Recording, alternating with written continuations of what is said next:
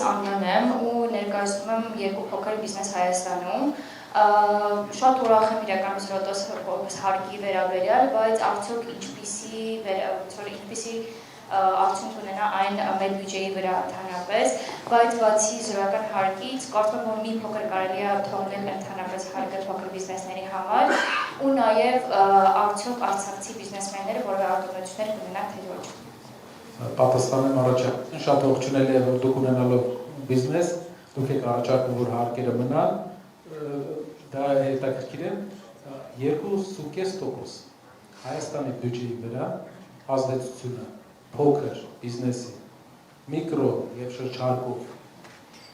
շրջանառության հարկով գանձվող աշխատող բիզնեսի, որը ընդհանուր մեր բոլոր ընկերությունների 80%-ն է,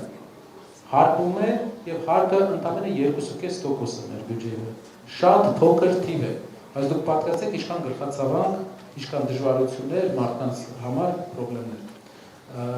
Կա վարչարության խնդիրը շատ է բարձրացվել,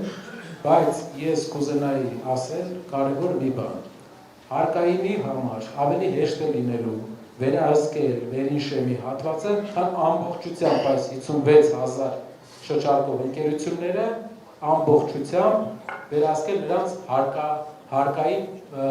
պարտավորությունների կատարումը։ Մենք հարկայինի գործը մի քանի անգամ թեթևացնելու ենք, դրա արդյունքում պահանջելու ենք, որ տրոհումների դեմ քայլեր ձեռնարկել։ Աշխատանքի խնդրի փոփոխություն է, բայց այդ խնդրի մեծությունը անհամեմատ է 100,000-ավոր քաղաքացիների համար նոր աշխատատեղեր ստեղծելու հնարավորության հետ։ Մեր քաղաքացիները ձեռնարկատերերի երկիր պետք է դառնան, ու դա մեր քայլն է։ Արցախի մեր հայրենակիցների համար գործելու է նույն ռեժիմը, նույն